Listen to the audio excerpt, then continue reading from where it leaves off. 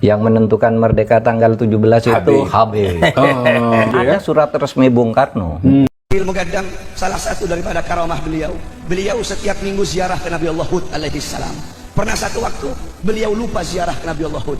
Ketika beliau lupa, tiba-tiba disaksikan oleh murid-muridnya datang satu orang yang sangat tinggi. Saking tingginya ketika itu orang masuk ke rumah Fagil Mugaddam, dia membungkuk saking tingginya itu orang. Apa kata orang itu? Wahai Fagil Mugaddam, kalau kamu tidak mau berziarah kepadaku, aku yang akan berziarah kepadamu. Siapa? Nabi Allah Hud alaihi salam. Ya, dalam surat menyoratnya dengan Hasan itu, dia merasa jengah dengan Habib. Saya nih kok begini ya, Habib nih kok begini, merasa meninggikan diri. Saya tidak suka kata Bung Karno. Ada suratnya? Ada suratnya itu? Ada. Ya, iya, ada surat menyorat Bung Karno dengan Hasan itu. Saya tidak setuju. Seakan-akan Habib ini kelas tersendiri gitu tuh Bung Karno. Islam datang ke sini, kalau kita lihat tokoh-tokoh pertama, itu tidak ada yang dari Yaman. Makam itu sudah dijadikan sebagaimana Baitullah, sebagaimana Ka'bah di Makkatul Mukarramah. Bahkan di konten-konten yang lain atau di video yang lain bisa kita jumpai, di mana di makam Faqih Muqaddam tersebut ditandai sebuah tempat yang kata mereka Raudhatun min Riyadil Jinnan, adalah salah satu taman dari taman-taman surga. Dan ini nyata terucap dari lisan-lisannya para Ali Ba'alwi, dan kemudian terlihat sekali ketika mereka berziarah ke Hadramaut, seolah-olah ada Ka'bah palsu, seakan-akan ada Raudhah palsu. Dan mereka sendiri yang mengucap bahwasanya tempat ini Raudhatun min Riyadil Jinnan, adalah salah satu taman dari taman-taman surga. Dan berbagai macam cerita khurafat, Mi'raj 70 kali dalam satu malam misalnya, dan cerita tentang pesawat bisa mundur, dan rata-rata semua cerita karomah yang disampaikan oleh Ali Ba'alwi itu isinya khurafat semua. Mereka selalu mengatakan, ya jangan bandingkan dong cerita karomah dengan syariat. Oke, cerita karomah tidak bisa dimaknai dengan syariat. Tapi ingat, cerita karomah juga tidak boleh menabrak syariat, tidak boleh melanggar syariat. Ketika cerita karomah kemudian melanggar syariat, menabrak syariat, maka ini bukan lagi karomah, tapi ini khurafat. Bahkan orang bisa keluar dari ajaran Islam ketika kemudian meyakini cerita khurafat itu sebagai sebuah kebenaran. Dan mengapa ini diceritakan? Ternyata memang Ali Ba'alwi masuk kepada alam halusinasi untuk mendoktrin orang awam agar percaya dengan mereka. Ini semua demi sebuah kepentingan membangun dinasti Ba'alwi. Mulai dari doktrin-doktrin spiritual, membangun indoktrinasi sehingga menciptakan orang-orang yang disebut dengan dalam tanda kutip muhibbin, orang-orang yang cinta kepada mereka, orang yang berhasil didoktrin untuk mencintai Ali Ba'alwi sebagai cucu Nabi. Kemudian inilah yang kemudian akan dikapitalisasi, baik untuk kepentingan bisnis, kepentingan ekonomi, pendapatan, sampai kemudian kepentingan politik. Saya mencurigai ada dugaan kelompok-kelompok ini merasa Indonesia adalah pasar mereka yang paling menguntungkan, dan Indonesia adalah negeri yang paling mungkin dikuasai oleh mereka, bahkan secara politik sekalipun. Itulah mengapa ada Habib yang membuat pernyataan, Indonesia itu bintu Tarim. Indonesia ini milik Tarim. Jawa milik Tarim. Indonesia milik Tarim. Seakan-akan begini nih, bangsa Nusantara, rakyat pribumi, termasuk orang Jawa, karena spesifikasi kadang menyebut Jawa, itu adalah pelayannya para habaib. Mereka adalah orang-orang yang layak khidmat, hormat, memuliakan para habaib. Makanya mereka mengatakan Indonesia milik Tarim, Indonesia milik mereka. Ini dari mulai menjadi modal sosial, modal ekonomi, kapitalisasi, pada akhirnya ini akan berujung kepada kepentingan politik kekuasaan. Yakin saya. Sementara waktu kelompok-kelompok politik memanfaatkan mereka untuk bergaining, memperoleh massa yang banyak. Coba kita lihat sekarang. Orang-orang yang ngaku-ngaku cucu Nabi ini kan cenderung punya massa yang begitu banyak, muhibbin yang begitu banyak. Yang oleh politisi-politisi nasional di negeri kita ini, oh ini peluang nih, dekat sama Habib ini biar dapat banyak massa. Dekat sama Habib itu biar kemudian bisa mendapatkan banyak dukungan. Sementara waktu masih bermitra secara politik. Mitra strategis, simbiose, mutualisme untuk sama-sama meraih keuntungan. Tapi ingat suatu hari nanti, mereka tidak lagi bicara tentang sama-sama untung, tapi mereka akan berpikir bagaimana kemudian bangsa Indonesia betul-betul meyakini mereka sebagai cucu Nabi, dan bangsa Indonesia betul-betul mengakui bahwasanya Indonesia ini milik Tarim. Coba kita lihat di mana-mana, mereka mengglorifikasi Tarim, mereka kemudian mensosialisasikan Tarim sebagai kota yang sungguh luar biasa, kota wali. Mengapa mereka ceramahkan di Indonesia? Karena mereka ingin membangun sebuah indoktrinasi. Indonesia ini merupakan milik Tarim. Bahkan baru-baru ini ada yang sangat menggelikan sekali. Ustadz Abdul Somad sampai membuat pernyataan mengapa jalan-jalan di Tarim itu tidak diaspal. Karena debu-debunya itu debu-debu para wali, kata UAS. Bayangkan level UAS yang katanya profesor, yang katanya orang terdidik, justru membangun indoktrinasi yang sifatnya khurafat, yang mengatakan jalan-jalan di Tarim itu dibiarkan berdebu karena debu-debunya para wali. Na'udzubillah. Ada apa ini? Makanya di Tarim Hadramaut Yaman tak diaspal jalan. Bukan karena Yaman miskin, pemerintahnya kaya raya. Kenapa? Karena mereka tak ingin bekas-bekas tapak kaki wali-wali Allah itu ditutup oleh aspal. Begitu mereka memuliakan, menghormati para wali-wali Allah. Selain ada Ka'bah palsu yang kemudian orang tawaf di sekeliling kuburan di Tarim Yaman ini, juga ada semacam raudhah palsu. Jadi di Tarim juga ada raudhah palsu. Jadi di sini kita bisa melihat fenomena klan Ba'alwi telah membangun klaim-klaim spiritual keagamaan ini telah menyerupai semacam agama palsu. Ritual-ritual palsu kemudian yang dibangun atas dasar klaim bahwasanya mereka sebagai cucu Nabi. Jadi sebetulnya ini harus segera ditanggapi oleh segenap umat di dunia internasional dan juga mesti diantisipasi oleh semua ulama yang ada di Indonesia. Pusatnya Al-Idrus di sini. Dan nanti dari sini ke makam Habib Abdullah bin Ali Al-Haddad yang dikatakan jalan menuju makam itu termasuk daripada taman-taman surga. Nah, nanti waktu jalan itu sambil kita berdoa apa yang kita ingin doakan untuk kita, keluarga kita, dan umat Nabi Muhammad semua. Ingat bahwasanya kita semua punya kewajiban untuk meluruskan perkara ini. Yakin, percayalah, ini tidak akan pernah merusak ukhuwah Islamiyah. Ini semata-mata ingin meluruskan agar ajaran Islam ini tidak termanipulasi, agar tidak ada kemudian semacam ersat religion, agama palsu yang dia mirip dengan agama asli, tapi lantas kemudian ajarannya kemudian berusaha menyaingi agama aslinya. Hari ini kita disodorkan dengan sekelompok orang yang ngaku-ngaku cucu Nabi, tapi mereka ingin dimuliakan, minta dihormati, dan minta dilayani seolah-olah mereka adalah Nabi. Ini kan parah ini. Sekelompok orang ngaku-ngaku sebagai cucu Nabi, tapi mereka mengindoktrinasi umat untuk memuliakan mereka, klan mereka, bahkan minta umat kemudian melayani mereka, dan disamakan dengan penghormatan umat kepada Nabi. Ini persoalan tersendiri. Artinya memang ini ghulu dalam beragama, dan ini justru akan menciptakan kepalsuan yang mengatasnamakan agama. Jadi ada semacam, kalau ingin saya istilahkan itu, terindikasi pembodohan terstruktur dan bersifat masif.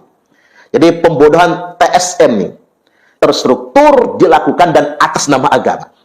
Pembodohan itu kalau atas nama agama memang akan diterima oleh orang awam. Makanya sadar segenap bangsa Indonesia, kalau melihat penceramah ngomong di panggung, di podium-podium, orang yang pakai jubah ulama, mengartikulasikan, menafsirkan Quran dan hadis, satu hal yang harus Anda semua sadari, mereka hanya seorang penyampai saja. Apa yang mereka sampaikan adalah sebuah penafsiran terhadap agama yang mereka pahami. Bukan Al-Quran itu sendiri, bukan Sunnah itu sendiri. Artinya memang kita harus timbang-timbang dulu perkataannya. Jangan terima kemudian mentah-mentah begitu saja. Gimana kalau kemudian manipulatif? Jadi memang betul, orang itu gampang sekali dibodohi ketika agama atas nama agama. Maka hari ini ingin saya tegaskan bahwasanya jangan pernah gampang percaya dengan orang yang menggunakan nama Tuhan, nama agama, demi kepentingan politik atau kepentingan ekonomi atau yang lainnya. Kayak di Indonesia ini banyak betul orang yang mengatasnamakan syariah, tapi buat bisnis perumahan syariah, perdagangan syariah, air mineral syariah misalnya. Syariah itu ketika dia mengikuti rambu-rambu itu nggak jadi masalah, hak dan kebebasan. Tapi ketika kemudian kata syariah adalah sebuah alat untuk membangun sebuah legitimasi agar kemudian laku di pasar kaum muslimin, itu kejahatan menurut saya. Itu benar-benar sebuah kejahatan. Dan betapa banyak orang kemudian tertipu oleh koperasi syariah, yang akhirnya modalnya nggak pulang, tertipu oleh perumahan syariah, coupling syariah, dan lain sebagainya. Ya gara-gara ini tadi. Satu hal ada benarnya juga kalau ada pemeringkatan Indonesia itu dari aspek intelijensi, peringkat ke 130 sedunia internasional. Ya mengapa demikian? Ya artinya kita masih goblok banget ya. Wajar orang Indonesia itu percaya sama indoktrinasi, sama khurafat, cerita takhayul, sesuatu yang nggak masuk akal. Mereka diperintahkan cuma cinta, cinta, cinta, dan percaya kalau Ba'al itu cucu Nabi. Itu saja yang mereka lakukan. Nah, mengapa itu percaya walaupun ceritanya khurafat? Karena IQ kita yang rendah. Namanya peringkat ke 130. Satu kelas saja jumlahnya paling banyak sekarang 30 orang. Katakanlah 40 lah satu kelas. Peringkat 40 berarti paling goblok. Nah, Indonesia peringkat 130. Jadi wajar kemudian bangsa kita ini mudah dibodohi, mudah diindoktrinasi karena alasan sedemikian rupa. Masa kemudian orang se-Indonesia rakyat tercinta ini diminta percaya Ba'alwi itu cucu Nabi hanya dengan percaya saja begitu. Lalu kemudian mereka mengandalkan ulama-ulama yang sudah mendahului kita. Padahal ulama-ulama yang mereka jadikan sebagai justifikasi untuk membenarkan nasab mereka nggak pernah mengisbat nasab mereka.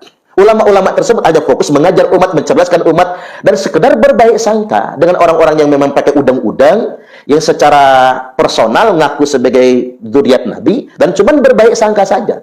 Karena memang belum ada ketimpangan perilaku seperti yang terjadi hari ini.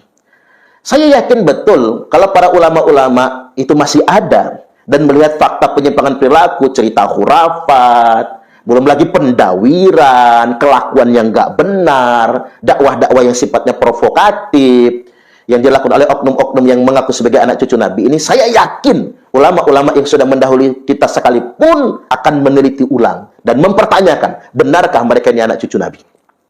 Nah, kalau sekarang ini saya membahasakannya, ya sudah wayahnya, sudah waktunya hari ini Allah menakdirkan agar kita semua membongkar rahasia sesungguhnya. Ali Ba'alwi bukan dzurriyyat Nabiullah Muhammad sallallahu alaihi wasallam. Mereka hanya muslim biasa, umat Islam sama seperti kita juga yang punya beban syariat yang sama dengan kita.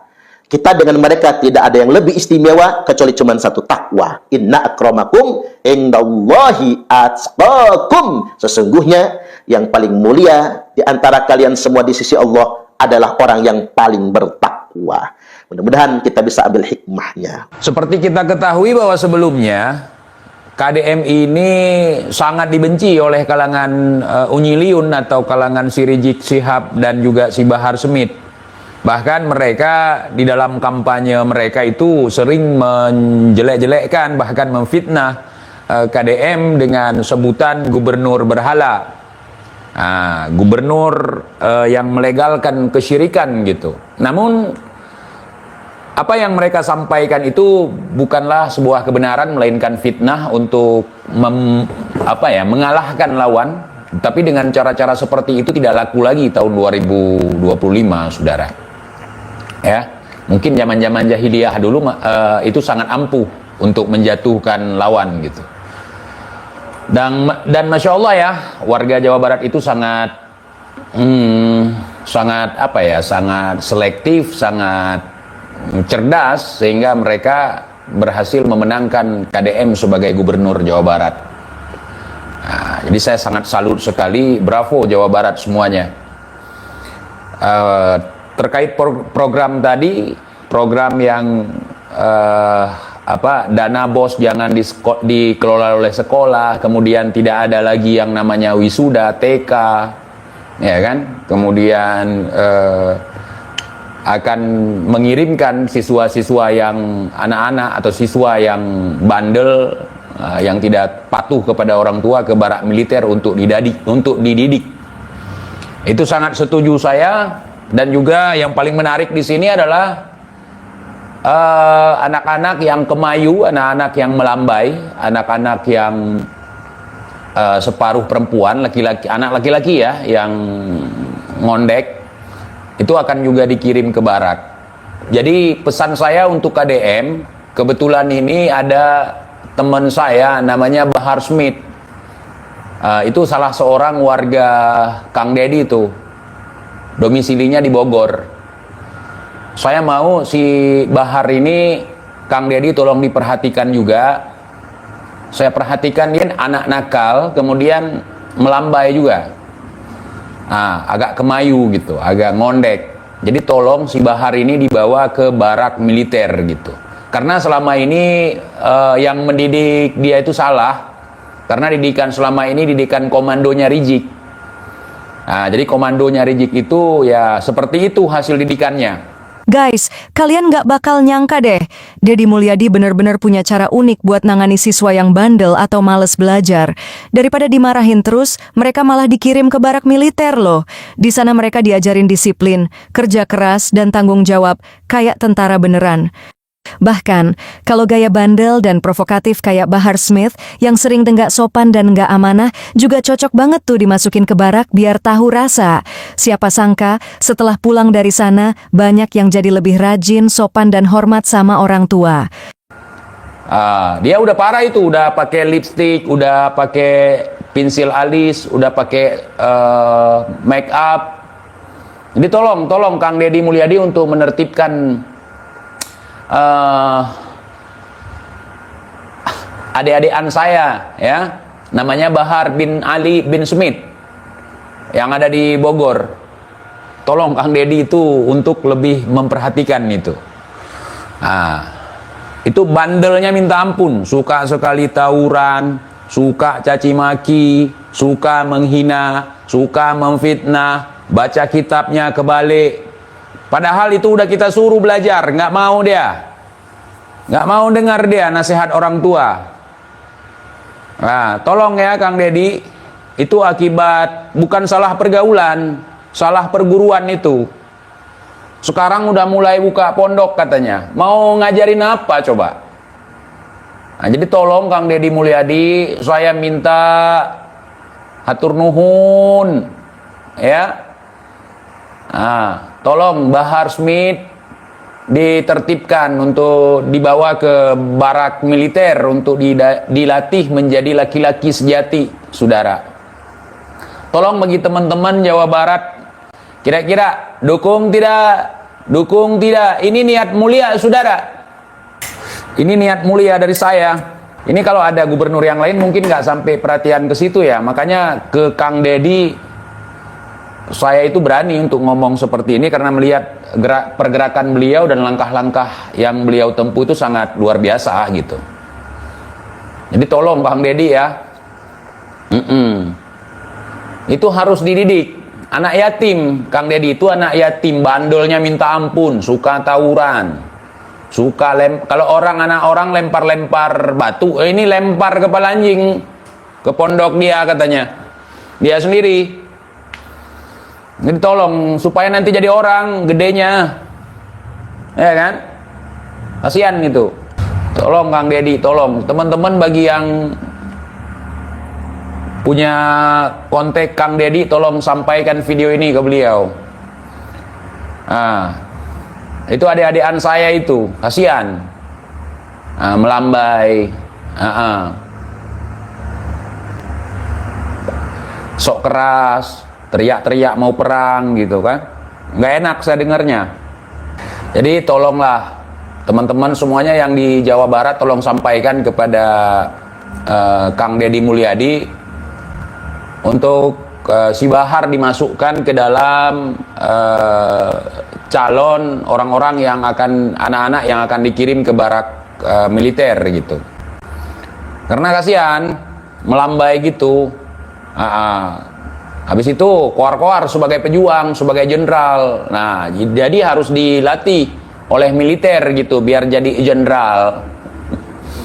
Nah, tolong Kang Deddy, karena Kang Deddy punya program anak-anak yang melehoi, anak-anak yang yang melambai, yang kemayu, ya rada-rada lekong gitu. Tolong si Bahar disertakan satu orang, si Bahar. Anak yatim itu, Bahar bin Ali bin Smith. Mungkin kurang perhatian dari emaknya. Jadi ini tanggung jawab Kang Deddy itu sebagai pemerintah Jawa Barat, sebagai gubernur Jawa Barat. Karena kebetulan adik-adikan saya ini yang namanya Bahar bin Ali bin Smith ini, dia domisilinya di Bogor. Nanti Kang Deddy kalau nggak kenal, biar Kang Deddy cek aja nanti, biar teman-teman yang akan membantu memberikan alamat si anak yatim ini. Saya kasihan ngelihat dia makin lama makin melehoi, udah pakai lipstick, entah lipstick maknya dipakai, entah lipstick istrinya dipakai. Habis itu tukang bohong, Kang Deddy, tukang bohong tuh.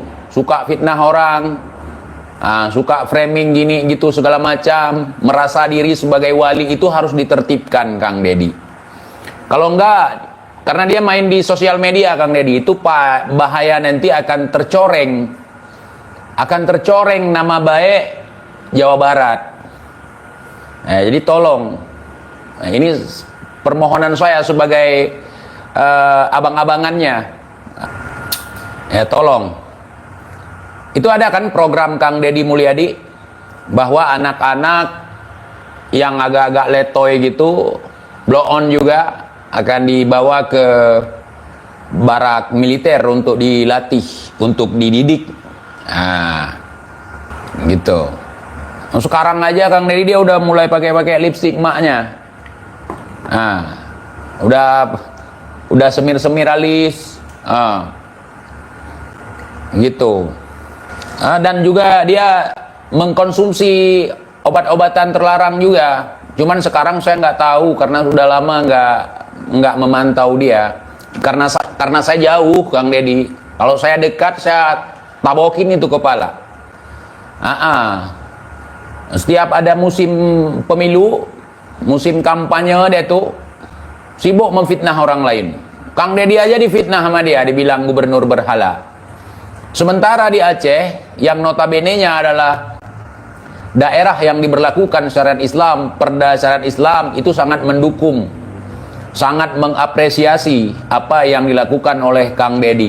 Terserah, mau Kang Deddy dibilang sebagai gubernur konten, gubernur YouTuber, kalau itu bermanfaat untuk rakyat, kenapa enggak? Daripada gubernur korupsi, daripada gubernur nipu rakyat, kan lebih bagus gubernur konten, belak-belakan, setiap hari menunjukkan kegiatan yang tentunya menguras tenaga, pikiran, dan biaya. Dan biaya itu bisa dibantu oleh penghasilan dari YouTube. Nah, itu sangat bagus sekali, luar biasa. Untuk 2025 itu saya sebagai salah satu warga Aceh itu, di antara sekian banyak warga Aceh yang memberikan apresiasi kepada Kang Deddy Mulyadi, saya sudah tepat itu, sudah sangat bagus itu, patut dicontoh itu. Iya. Jadi tolong Kang Deddy, sekali lagi, saya udah nggak mampu ngedidik si Bahar. Lagian juga saya jauh dari si Bahar. Nah, iya kan? Iya. Jadi dia udah bandel, kemudian udah rada-rada melehoy begitu. Tolong dibawa ke barak militer, ajarin dia membaca, ajarin dia menulis, ajarin dia tata krama budi luhur. Nah, tolong. Salah abang berarti didiknya. Sebenarnya bukan begitu. Yang namanya kita berjauhan, saya sebagai abang-abangannya kan, abangnya atau bapaknya ya? Bapaknya aja lah. Saya sebagai bapak tirinya, ya nggak mungkin lah saya berikan perhatian 100%. Ya, nggak mungkin. Jadi ini tanggung jawab Bapak Aing. Tanggung jawab Bapak Aing ini untuk membawa dia ke barak militer gitu. Karena memang dia sebenarnya suka main tentara-tentaraan, main jenderal-jeneralan, pakai baret-baret merah, baret berem. Dia suka pakai baret berem, ya. Tolong Kang, tolong banget. Ini permintaan saya nih. Tuh anak yatim tuh. Tolong Bapak Aing ya. Tolong. Tolong banget. Mukanya sampai baret juga tuh. Tapi nggak berem mukanya. Bibirnya berem. Bibir berem agak letoy ya. Tuh. Bibirnya berem. Mukanya kinclong. Alisnya disemir. Tolong Pak, tolong Bapak Aing. Domisilinya di Bogor. Di Bogor. Baca kitabnya kebalik. Pura-pura bandel sekali memang. Teriak-teriak. Orang lagi tidur teriak, mengganggu banget. Ngaku-ngaku cucu Nabi kemana-mana itu harus ditertibkan, Kang. Bahaya tuh makhluk. Bapak Aing, orang itu di Bogor. Tolongin. Bapak Aing untuk dibawa ke barak militer tuh. Saya tak mau nanti di Jawa Barat nanti kayak di Thailand sekarang, banyak ladyboy.